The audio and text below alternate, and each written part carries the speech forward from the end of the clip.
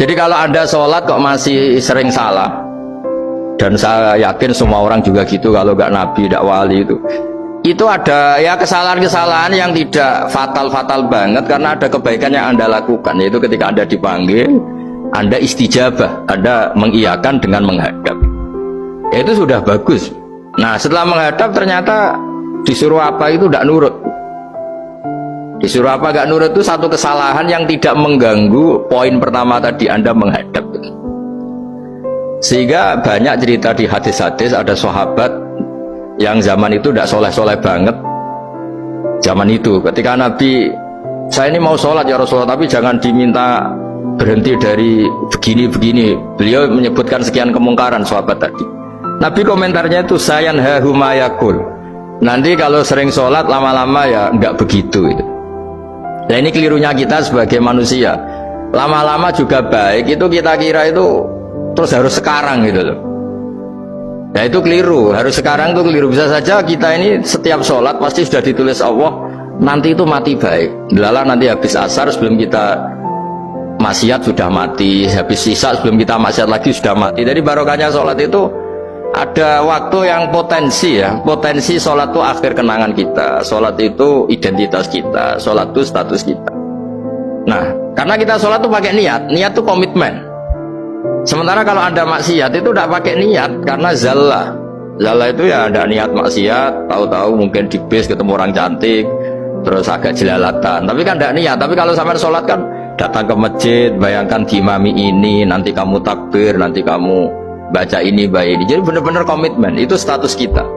Kata Said Zabidi disebut mautinuhu wa haqiqatuh. Baiknya umat Islam itu kalau taat itu mautinu, itu alamat resminya, itu statusnya, kata Said Zabidi.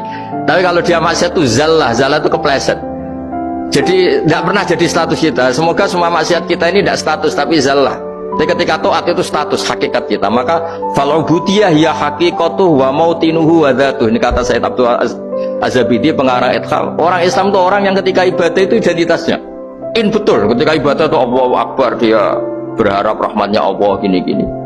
Nah, ketika salah dia zallah, dia ngantor ya ada niat korupsi, dia ingin memenai negara ini, dia nyai juga gak ingin macam-macam gitu. Ya, tapi karena manusia terus ada zallah. Nah, semoga semua kesalahan kita ini zallah itu ya cara Jawa kepleset, tidak mental. Dan semua kebaikan kita ini mental, yaitu kebaikan yang jadi tempat kita, identitas kita, haqiqatu wa mautinuhu wa dzatuh.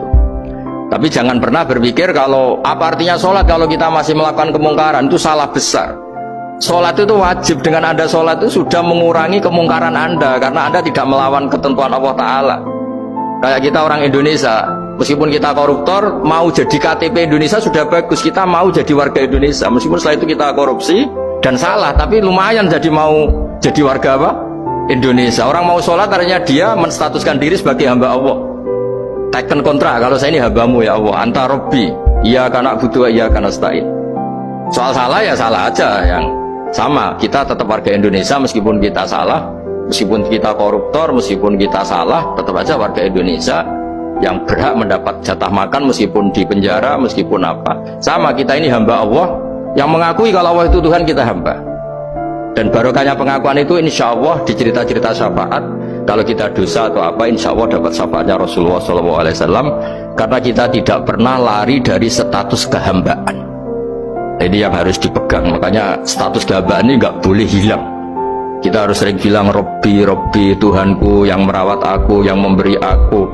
Dengan demikian kita menjaga status kehambaan kita. Dan status hamba ini yang menjadikan orang layak masuk surga, yaitu fadkhuli fi ibadi, kamu harus resmi menjadi hambaku, baru ada perintah wadkhuli jannati. Kalau menjadi hamba aja nggak mau, kita punya keangkuhan, punya keinginan yang mulu-mulu, sehingga seakan-akan kita ini Tuhan, nah, itu tidak menghamba. Kita harus fadkhuli fi ibadi, baru wadkhuli jannati. Saya kira demikian, semoga ini manfaat.